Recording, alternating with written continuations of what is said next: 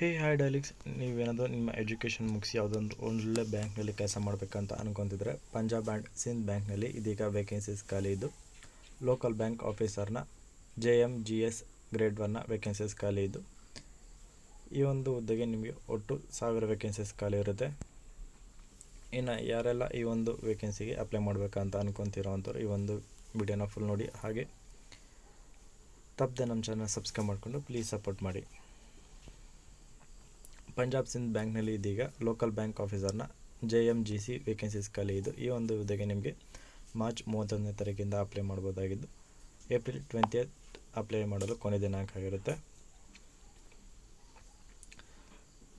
ಹಾಗೆ ಇಲ್ಲಿ ನಿಮಗೆ ಸ್ಟೇಟ್ ವೈಸ್ ಆಗಿ ವೇಕೆನ್ಸೀಸ್ ಮೆನ್ಷನ್ ಮಾಡಲಾಗಿದ್ದು ನಿಮಗೆ ಒಟ್ಟು ಎಲ್ಲ ಸ್ಟೇಟ್ನಲ್ಲೂ ಸೇರಿ 1000 ವೇಕೆನ್ಸೀಸ್ ಅನ್ನೋದು ಖಾಲಿ ಇರುತ್ತೆ. ಅದರಲ್ಲಿ ನಿಮಗೆ ನಮ್ಮ ಕರ್ನಾಟಕದಲ್ಲಿ 60 ವೇಕೆನ್ಸೀಸ್ ಅನ್ನೋದು ಖಾಲಿ ಇರುತ್ತೆ. ಇದರಲ್ಲಿ ನಿಮಗೆ ಯಾವ್ಯಾವ ಸ್ಟೇಟ್ನಲ್ಲಿ ಎಷ್ಟು ವೇಕೆನ್ಸಿ ಖಾಲಿ ಇದೆ ಅಂತ ಮೆನ್ಷನ್ ಮಾಡಿದರೆ, ಹಾಗೆ ರಿಸರ್ವೇಷನ್ ಕ್ಯಾಟಗರಿಯಲ್ಲಿ SC ST OBC ಹಾಗೆ UR ಹಾಗೆ PWBD ಕ್ಯಾಟಗರಿ ಕೂಡ ರಿಸರ್ವೇಷನ್ ಮಾಡಲಾಗಿರುತ್ತೆ. ಹಾಗೆ ರಿಸರ್ವೇಷನ್ ಮಾಡಿರೋಂಥ ಕ್ಯಾಟಗರಿಗೆ ಯಾವುದೆಲ್ಲ ಎಷ್ಟು ವೇಕೆನ್ಸಿ ರಿಸರ್ವ್ ಮಾಡಿಲಾಗಿದೆ ಅದನ್ನು ಮೆನ್ಷನ್ ಮಾಡಿದ್ದಾಗಿದ್ದು ಜೊತೆಗೆ ಅಲ್ಲಿನ ಲೋಕಲ್ ಲ್ಯಾಂಗ್ವೇಜ್ ಕೂಡ ನಿಮಗೆ ಗೊತ್ತಿರಬೇಕಾಗಿರುತ್ತೆ. ಸೊ ಕಾಮನ್ ಆಗಿ ನಮ್ಮ ಕರ್ನಾಟಕದಲ್ಲಿ ಕನ್ನಡ ಲೋಕಲ್ ಲ್ಯಾಂಗ್ವೇಜ್ ಆಗಿರುತ್ತೆ. ಇನ್ನು ಈ ಒಂದು ಹುದ್ದೆಗೆ ಇಂಡಿಯಾ, ನೇಪಾಳ್, ಭೂತಾನ್ ಹಾಗೆ ಟಿಬೇಟ್ ಹೀಗೆ ಬೇರೆ ಬೇರೆ ಸಿಟಿಜನ್ ಅಂಥವ್ರು ಕೂಡ ಈ ಒಂದು ವೇಕೆನ್ಸಿಗೆ ಅಪ್ಲೈ ಮಾಡ್ಬೋದಾಗಿರುತ್ತೆ. ಇನ್ನು ಈ ಒಂದು ಹುದ್ದೆಗೆ ಅಪ್ಲೈ ಮಾಡುವಂಥವ್ರಿಗೆ ಮಿನಿಮಮ್ 20ರಿಂದ ಮ್ಯಾಕ್ಸಿಮಮ್ 30 ವರ್ಷದ ಒಳಗಡೆ ಇರುವಂಥ ಅಭ್ಯರ್ಥಿಗಳು ಅಪ್ಲೈ ಮಾಡ್ಬೋದಾಗಿದ್ದು ಪ್ಲಸ್ ಏಜ್ ರಿಲ್ಯಾಕ್ಸೇಷನ್ ಕೂಡ ಸಿಗ್ತಾ ಇದೆ. SC ST ಗಾದರೆ 5 years, OBC ಗಾದರೆ 3 years, PWBD ಕ್ಯಾಟಗರಿ 10 yearsವರೆಗೂ ಏಜ್ ರಿಲ್ಯಾಕ್ಸೇಷನ್ ನೀಡ್ತಾ ಇದ್ದು ಜೊತೆಗೆ ಪರ್ಸನ್ ಅಫೆಕ್ಟೆಡ್ ಬೈ 1984 ರಿಟರ್ನ್ಸ್ ಅವ್ರಿಗೂ ಕೂಡ 5 yearsವರೆಗೂ ನೀಡ್ತಾ ಇದ್ದಾರೆ. ಯಾರೆಲ್ಲ ಎಕ್ಸ್ ಸರ್ವಿಸ್ ಮ್ಯಾನ್ ಇದ್ದಾರೋ ಅವ್ರಿಗೂ ಕೂಡ ಅಟ್ಲೀಸ್ಟ್ 5 years ಮಿಲಿಟ್ರಿಯಲ್ಲಿ ವರ್ಕ್ ಮಾಡಿರೋಂಥವ್ರಿಗೆ ಅವ್ರಿಗೂ ಕೂಡ 5 years ಏಜ್ ರಿಲ್ಯಾಕ್ಸೇಷನ್ ನೀಡ್ತಾ ಇದ್ದಾರೆ. ಇನ್ನು ಇದ್ರ ಜೊತೆಗೆ ನಿಮಗೆ ಈ ಒಂದು ಹುದ್ದೆಗೆ ಅಪ್ಲೈ ಬೇಕಾಗಿರೋಂಥ ಎಜುಕೇಷನ್ ಕ್ವಾಲಿಫಿಕೇಷನ್ ಬಂದು ಈ ಒಂದು ಹುದ್ದೆಗೆ ಜಸ್ಟ್ ನೀವು ಗ್ರ್ಯಾಜುಯೇಷನ್ ಮುಗಿಸಿದ್ರೆ ಸಾಕು, ಈ ಒಂದು ಹುದ್ದೆಗೆ ಅಪ್ಲೈ ಮಾಡ್ಬೋದಾಗಿರುತ್ತೆ. ಇದ್ರ ಜೊತೆಗೆ ನಿಮಗೆ ಎಕ್ಸ್ಪೀರಿಯೆನ್ಸ್ ಕೂಡ ಅಗತ್ಯ ಇರುತ್ತೆ. ಇದು ನಿಮಗೆ post basic qualification work experience ಆಗಿದ್ದು ನೀವು ಯಾವುದೇ ಬ್ರಾಂಚ್ನಲ್ಲಾದರೂ ಕೂಡ ಜಸ್ಟ್ 18 months ಅಂದರೆ 1.5 years ವರ್ಕ್ ಮಾಡಿದರೆ ಸಾಕು, ಈ ಒಂದು ಹುದ್ದೆಗೆ ನೀವು ಅಪ್ಲೈನ ಮಾಡ್ಬೋದಾಗಿರುತ್ತೆ. ಇದು ನಿಮಗೆ ಎಜುಕೇಷನ್ ಕ್ವಾಲಿಫಿಕೇಷನ್ ಆಗಿದ್ದು ಹಾಗೆ ಅಪ್ಲೈ ಮಾಡ್ಬೇಕಾದ್ರೆ ನಿಮ್ಮ CGP ಕೂಡ ಚೆಕ್ ಮಾಡಲಾಗುತ್ತೆ ನಿಮ್ಮ ಗ್ರೇಡ್ಗೆ ತಿಳ್ಕೊಳ್ಳೋ ಮುಖಾಂತರ. ಇದರಲ್ಲಿ ನಿಮಗೆ ಗ್ರೇಡ್ ಬಂದು ಯಾರೆಲ್ಲ ರಿಸರ್ವ್ ಕ್ಯಾಟಗರಿ ಇದ್ದರೂ ಅವ್ರಿಗೆ 55, ಯಾರೆಲ್ಲ ಅನ್ರಿಸರ್ವ್ ಕ್ಯಾಟಗರಿ ಇರ್ತೀರೋ ಅವ್ರಿಗೆ 60 ಮಾರ್ಕ್ಸ್ ಮಿನಿಮಮ್ ಪರ್ಸೆಂಟೇಜ್ನ ಚೆಕ್ ಮಾಡಲಾಗ್ತಾ ಇರುತ್ತೆ. ಇಲ್ಲಿ ಮೆನ್ಷನ್ ಮಾಡಿದರೆ ರಿಸರ್ವ್ ಕ್ಯಾಟಗರಿ ಬಂದು SC ST OBC ಆಗಿ EWS ಅಭ್ಯರ್ಥಿಯಾಗಿರುತ್ತೆ. ಹಾಗೆ ಅಪ್ಲೈ ಮಾಡುವಂಥವ್ರು ಕ್ಯಾಸ್ಟ್ ಸರ್ಟಿಫಿಕೇಟ್ ಕೂಡ ಅಪ್ಲೈ ಮಾಡಬೇಕಾಗಿರುತ್ತೆ.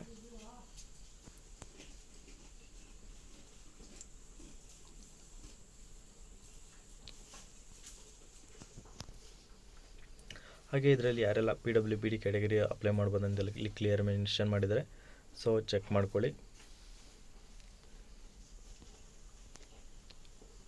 ಇನ್ನು ಈ ಒಂದು ಹುದ್ದೆಗೆ ಆಯ್ಕೆಯಾದಂಥ ಅಭ್ಯರ್ಥಿಗೆ ಮಿನಿಮಮ್ ಸ್ಯಾಲ್ರಿ ಬಂದು 48,480 ರೂಪಾಯಿಂದ ಹಿಡಿದು 85,920 ರೂಪಾಯಿವರೆಗೂ ಸ್ಯಾಲ್ರಿ ಇರುತ್ತೆ. ಇದ್ರ ಜೊತೆಗೆ ನಿಮಗೆ ಪ್ಲಸ್ 3 ಇಂಕ್ರಿಮೆಂಟ್ಸ್ ಕೂಡ ಇರುತ್ತೆ. ಅದನ್ನು ಬಿಟ್ಟು ನಿಮಗೆ ಇಂಕ್ರಿಮೆಂಟ್ಸ್ ರಿಕ್ವೈರ್ಮೆಂಟ್ ಯಾವಾಗಲ್ಲಪ್ಪ ಅಂತಂದರೆ JIIB ಮತ್ತು CAIIB ಇವರಿಗೆ ಇಂಕ್ರಿಮೆಂಟ್ ಅನ್ನೋದು ಇರುತ್ತೆ. ಇದ್ರ ಜೊತೆಗೆ ನಿಮಗೆ DA HRA ಹಾಗೆ ಲೀಡರ್ಸ್ ಅಕಾಮಿಡೇಷನ್ ಮತ್ತು CCA ಮತ್ತು ಮೆಡಿಕಲ್ ಮತ್ತು LTTCA ಟರ್ಮ್ ಬೆನಿಫಿಟ್ಸ್ ಕೂಡ ನಿಮಗೆ ಇದ್ರ ಜೊತೆ ಇನ್ಕ್ಲೂಡ್ ಆಗಿರುತ್ತೆ. ಇದ್ರ ಜೊತೆಗೆ ನಿಮಗೆ ಬಾಂಡ್ ಕೂಡ ನೀಡ್ತಾ ಇದ್ದಾರೆ. ಇದರಲ್ಲಿ ನಿಮಗೆ ಮಿನಿಮಮ್ ಸರ್ವಿಸ್ ಪೀರಿಯಡ್ ಇರುತ್ತೆ. ಇದು ನಿಮಗೆ ಜಸ್ಟ್ 6 month ವರ್ಕ್ ಮಾಡಿದ್ರೆ ಇದು ಬಾಂಡ್ ಪೀರಿಯಡ್ ಬಂದು 3 years ಆಗಿದ್ದು ನಿಮಗೆ ಜಸ್ಟ್ 6 month ಇದರಲ್ಲಿ ವರ್ಕ್ ಮಾಡಿದ್ರೆ ಈ ಬಾಂಡ್ ನಿಮಗೆ ನಿಮ್ಮ ಸ್ಯಾಲ್ರಿಯಲ್ಲಿ 3 months ಸ್ಯಾಲ್ರಿ ಈಕ್ವಲ್ ಆಗುವಂಥ ಬಾಂಡ್ ಇದಾಗಿರುತ್ತೆ. ಇದ್ರ ಜೊತೆಗೆ ನಿಮಗೆ DA ಸ್ಪೆಷಲ್ ಅಲವೆನ್ಸ್ ಮತ್ತು DA ಸ್ಪೆಷಲ್ ಅಲವೆನ್ಸಸ್ ಕೂಡ ಇರುತ್ತೆ. ಇದ್ರ ಬಾಂಡ್ ಪೀರಿಯಡ್ ಬಂದು ಜಸ್ಟ್ 3 years ಆಗಿದ್ದು ನೀವು ಜಸ್ಟ್ ಇದಕ್ಕೆ 6 month ವರ್ಕ್ ಮಾಡಿದ್ರೆ ಸಾಕಾಗಿರುತ್ತೆ.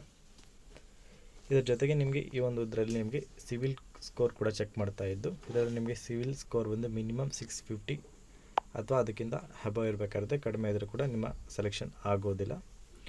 ಇನ್ನು ಇದರಲ್ಲಿ ನಿಮಗೆ ಸೆಲೆಕ್ಷನ್ ಪ್ರೋಸೆಸ್ ಬಂದು ಜಸ್ಟ್ 6 ಪ್ರೋಸೆಸ್ ಇದ್ದು, ಅದರಲ್ಲಿ ಫಸ್ಟ್ನೇ ಪ್ರೋಸೆಸ್ ಬಂದು writing test, next screening, personal interview, final merit list, ಹಾಗೆ ಪ್ರೊಫೆಷನ್ಸಿ ಲೋಕಲ್ ಟೆಸ್ಟ್, ಹಾಗೆ ಫೈನಲ್ ಸೆಲೆಕ್ಷನ್ ಮೂಲಕ ನಿಮ್ಮನ್ನು ಆಯ್ಕೆ ಮಾಡಲಾಗಿರುತ್ತೆ. ಇನ್ನು ಎಕ್ಸಾಮಲ್ಲಿ ಬಂದರೆ ನಿಮಗೆ English language, banking knowledge, general awareness, computer ಆಪ್ಟಿಟ್ಯೂಡ್ನ ಬಗ್ಗೆ ಕ್ವಶನ್ಸ್ ಅನ್ನೋದಿದ್ದು, ಒಟ್ಟು ನಿಮಗೆ 120 ಕ್ವಶನ್ಸ್ ಇರುತ್ತೆ ಮತ್ತು 120 ಮಾರ್ಕ್ಸ್ಗೆ ಎಕ್ಸಾಮ್ ಅನ್ನೋದಿರುತ್ತೆ. ನಿಮಗೆ ಎಕ್ಸಾಮ್ ಒಂದು ಹಿಂದಿ ಅಥವಾ ಹಿಂದಿ ಮೀಡಿಯಮಲ್ಲಿ ಇದ್ದು 120 ಮಿನಿಟ್ಸ್ ಅಂದರೆ 2 ಅವರ್ಸ್ ಮಾತ್ರ ನಿಮಗೆ ಟೈಮನ್ನು ನೀಡಲಾಗ್ತಾ ಇರುತ್ತೆ. ಇದರಲ್ಲಿ ನಿಮಗೆ ಮಿನಿಮಮ್ ಕ್ವಾಲಿಫೈಯಿಂಗ್ ಮಾರ್ಕ್ಸ್ ಬಂದು ಯಾರೆಲ್ಲ ಅನ್ರಿಸರ್ವ್ ಕ್ಯಾಟಗರಿ ಇರುವಂಥವ್ರಿಗೆ 40% ಆಗಿರುತ್ತೆ. ಯಾರೆಲ್ಲ ರಿಸರ್ವ್ ಕ್ಯಾಟಗರಿ ಇರ್ತಾರೋ ಅವರಿಗೆ 35 ಮಾರ್ಕ್ಸ್ ಆಗಿರುತ್ತೆ. ಇದರಲ್ಲಿ ಕೂಡ ನೀವು ಕ್ವಾಲಿಫೈ ಆಗಬೇಕಾಗಿರುತ್ತೆ.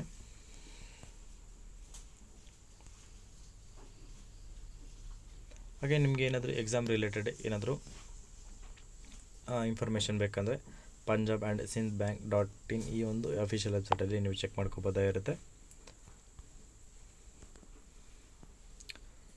ಪ್ರೊಫಿಷಿಯನ್ಸಿ ಲೋಕಲ್ ಟೆಸ್ಟ್ನಲ್ಲಿ ನಿಮಗೆ ಏನಪ್ಪ ಅಂದರೆ ರೀಡಿಂಗ್, ರೈಟಿಂಗ್ ಹಾಗೆ ಅಂಡರ್ಸ್ಟ್ಯಾಂಡಿಂಗ್ ಬಗ್ಗೆ ನಿಮಗೆ ಇರುತ್ತೆ.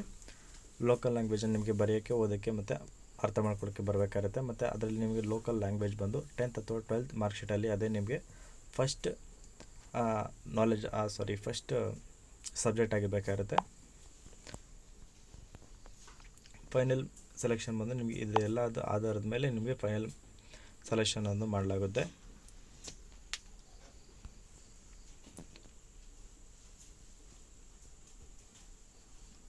ಇನ್ನು ನೆಕ್ಸ್ಟ್ ಬಂದು ಈಗ ನಿಮಗೆ ಎಕ್ಸಾಮ್ ಸೆಂಟರ್ಸ್ ಆಗಿರುತ್ತೆ.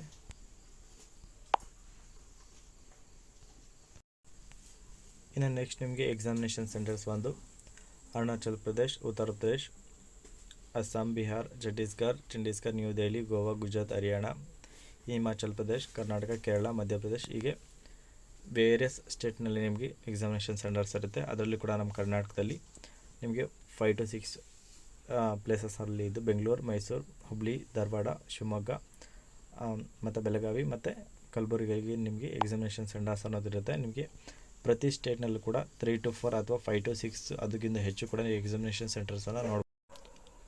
ಹಾಗೆ ಒನ್ಸ್ ಎಕ್ಸಾಮಿನೇಷನ್ ಸೆಂಟರ್ಸ್ ಫಿಕ್ಸ್ ಆದಮೇಲೆ ಮತ್ತು ಡೇಟ್ ಫಿಕ್ಸ್ ಆದಮೇಲೆ ಚೇಂಜ್ ಮಾಡೋದಷ್ಟು ಇರೋದಿಲ್ಲ.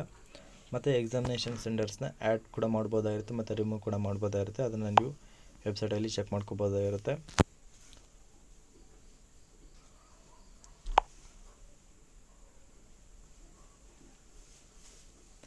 ಹಾಗೆ ನಿಮಗೆ ಎಕ್ಸಾಮಿನೇಷನ್ ಸೆಂಟರ್ಸಲ್ಲಿ ಐಡೆಂಟಿಟಿ ವೆರಿಫಿಕೇಷನ್ ಬೇಕಾಗಿರುತ್ತೆ.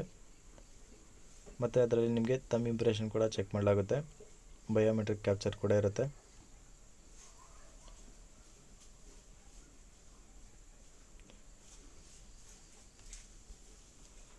ಹಾಗೆ ನಿಮಗೆ ಎಕ್ಸಾಮಿನೇಷನ್ನ ಸೆಂಟರ್ಸ್ನ ಇನ್ಫಾರ್ಮೇಷನ್ ಬಂದು ಲಿಸ್ಟ್ ಬಂದು ನಿಮಗೆ www.ncbc.co.in ಈ ಒಂದು ಅಫಿಷಿಯಲ್ ವೆಬ್ಸೈಟಲ್ಲಿ ನೀವು ಚೆಕ್ ಮಾಡ್ಕೋಬೋದಾಗಿರುತ್ತೆ. ಇಲ್ಲಿ ನಿಮಗೆ ಯಾವ ಸೆಂಟರ್ಸ್ ಅಲ್ಲಿರುತ್ತೆ ಮತ್ತು ನಿಮ್ಮದು ಕೂಡ ಸೆಂಟರ್ಸ್ ಎಲ್ಲಿರುತ್ತೆ ಅಂತ ಚೆಕ್ ಮಾಡ್ಕೋಬೋದಾಗಿರುತ್ತೆ. ಇನ್ನು ಅಪ್ಲಿಕೇಶನ್ ಫೀಸ್ ನೋಡೋದಾದರೆ ಅಪ್ಲಿಕೇಶನ್ ಫೀಸ್ ಬಂದು SC ST PWBD ಕ್ಯಾಟಗರಿಗಾದರೆ ₹100 plus applicable taxes ಮತ್ತು ಪೇಮೆಂಟ್ ಗೇಟ್ವೇ ಚಾರ್ಜಸ್ ನೀವು ಪೇ ಮಾಡಬೇಕಾಗುತ್ತೆ. ಇನ್ನೆಲ್ಲ ಉಳಿದಂಥ ಕ್ಯಾಟಗರಿಗೆ ₹850 ಪ್ಲಸ್ ಅಪ್ಲಿಕೇಬಲ್ ಮತ್ತು ಪೇಮೆಂಟ್ ಗೇಟ್ವೇ ಚಾರ್ಜಸ್ ನೀವು ಪೇ ಮಾಡಬೇಕಾಗಿರುತ್ತೆ. ಇನ್ನು ಈ ಒಂದು ಹುದ್ದೆಗೆ ಹೇಗೆ ಅಪ್ಲೈ ಮಾಡಬೇಕಪ್ಪ ಅಂದರೆ www.punjabandsinthbank.in ಈ ಒಂದು ಅಫಿಷಿಯಲ್ ವೆಬ್ಸೈಟ್ನ ಮೂಲಕ ನೀವು ಪೇ ಮಾಡ್ಬೋದಾಗಿದ್ದು, ಹಾಗೆ ಅಪ್ಲೈ ಮಾಡೋಕ್ಕೆ ಮುಂಚೆ ನೀವು ನೋಡ್ಕೋಬೇಕಾಗಿರೋವಂಥದ್ದು ಡಾಕ್ಯುಮೆಂಟ್ಸ್ ಬಂದು ನಿಮ್ಮ photo, signature, left thumb impression ಮತ್ತು ಹ್ಯಾಂಡ್ ರೈಟಿಂಗ್ ಡಿಕ್ಲರೇಷನ್ ಇದನ್ನು ನೀವು ನೋಡ್ಕೋಬೇಕಾಗಿರುತ್ತೆ. ಹಾಗೆ ನೀವು ಅಪ್ಲೈ ಮಾಡಬೇಕಾದ್ರೆ ನಿಮ್ಮ ಫೋಟೋಸ್ ಮತ್ತು ಸಿಗ್ನೇಚರ್ನ ಕ್ಲಿಯರಾಗಿ ನೋಡ್ಕೋಬೇಕಾಗಿದ್ದು ಮತ್ತು ನಿಮ್ಮ ID ಪ್ರೂಫ್ಗೋಸ್ಕರ ಇಮೇಲ್ ID ಮತ್ತು ನಿಮ್ಮ ಫೋನ್ ನಂಬರ್ ನೀಡಬೇಕಾಗುತ್ತೆ. ಮತ್ತು ಇಮೇಜ್ ಬಂದು JPG ಅಥವಾ JPG ಫಾರ್ಮೆಟ್ನಲ್ಲಿ ಇರಬೇಕಾಗುತ್ತೆ. ಹಾಗೆ ನೀವು ಅಪ್ಲೋಡ್ ಮಾಡೋವಂಥ PDF ಬಂದು ಪ್ರತಿಯೊಂದು ಕೂಡ ಸ್ಕ್ಯಾನ್ಡ್ ಆಗಿರಬೇಕಾಗಿರುತ್ತೆ. ಹಾಗೆ ಪ್ರತಿಯೊಂದು ಇನ್ಫಾರ್ಮೇಷನ್ ಕೂಡ ಕರೆಕ್ಟಾಗಿರಬೇಕಾಗಿರುತ್ತೆ. ಇಫ್ ಏನಾದರೂ ಅಪ್ಲಿಕೇಶನ್ಗಳು ಇನ್ಕಂಪ್ಲೀಟ್ ಆಗಿದರೆ ಅಂಥ ಅಪ್ಲಿಕೇಶನ್ಗಳು ಆಗಲೇ ರಿಜೆಕ್ಟ್ ಆಗುತ್ತೆ. ಸೊ ಚೆಕ್ ಮಾಡಿಕೊಂಡು ನೋಡಿಕೊಂಡು ಅಪ್ಲೈಯನ್ನು ಮಾಡಿ. ಹಾಗೆ ಒನ್ಸ್ ನೀವೇನಾದರೂ ಅಮೌಂಟ್ ಪೇ ಮಾಡಿದಾದ್ಮೇಲೆ ಅದು ನಾನ್ ರಿಫಂಡಬಲ್ ಅಮೌಂಟ್ ಆಗಿರುತ್ತೆ ನಿಮಗೆ.